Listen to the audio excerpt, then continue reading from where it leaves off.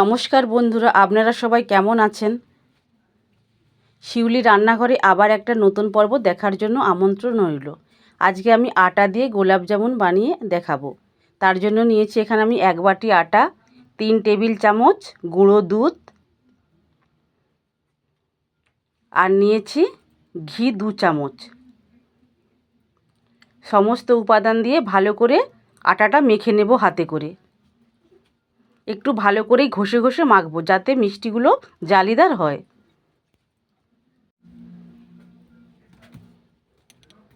এইবার অল্প অল্প করে জল দিয়ে একটা ড্রো বানিয়ে নেব।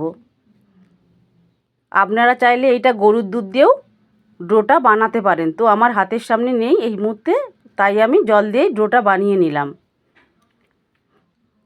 হাতে করে ভালো করে মেখে নেব।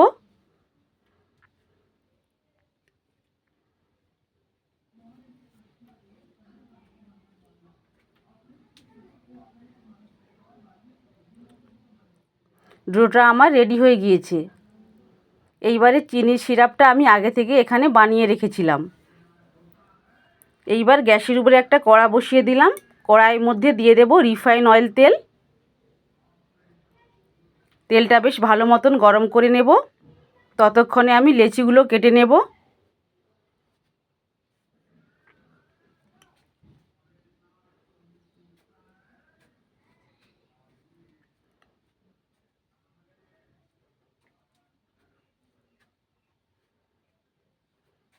আমার সব লিচিগুলো কাটা হয়ে গিয়েছে। এইবার হাতে করে আরেকটু গোল গোল করে নেব।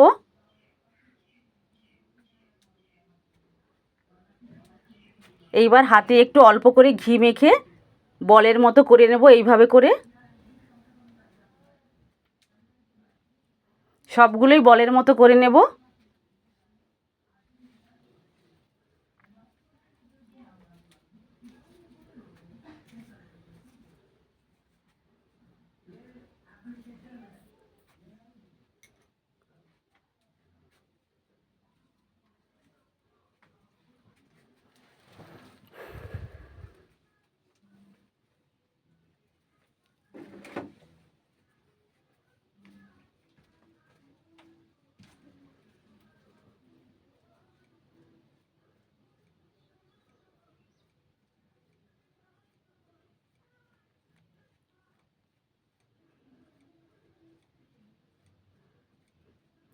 আমার এখানে সবগুলোই বল রেডি হয়ে গেল।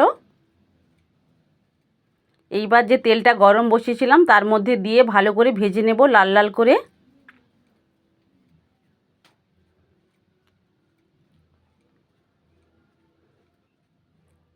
এইবারে খুন্তিয়ে করে এইভাবে উল্টোতে থাকবো যাতে দু পিসটা ভালো করে ভাজা হয়ে যায়।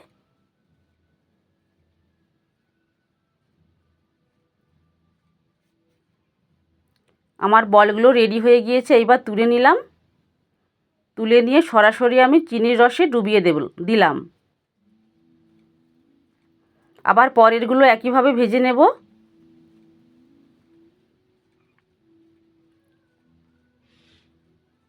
আবার খুন্তি দিয়ে উল্টে পাল্টে ভাজবো। এই সময় গ্যাসের আঁচটা লোয়ে রাখতে হবে।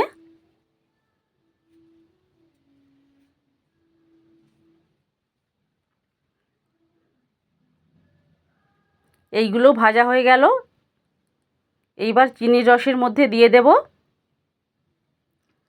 এই অবস্থায় আমি এখানে আধ ঘন্টা রেখে দিলাম। আপনারা চাইলে আরও বেশিক্ষণ রাখতে পারেন। যত বেশিক্ষণ রাখবেন তত বেশি মিষ্টির রসটা মিষ্টির মধ্যে ঢুকে যাবে। এতে করে মিষ্টিগুলো আরও নরম তুলতুলে হবে এবং খেতে খুব সুস্বাদু হবে।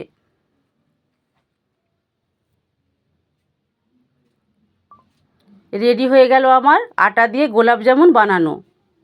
বন্ধুরা, এই রেসিপিটা যদি আপনাদের ভালো লেগে থাকে তাহলে প্রচুর প্রচুর লাইক, শেয়ার ও কমেন্ট করবেন এবং সাবস্ক্রাইব করে আমার পাশে থাকবেন। সবাই ভালো থাকবেন, সুস্থ থাকবেন। দেখা হবে আবার পরের ভিডিওতে। নমস্কার।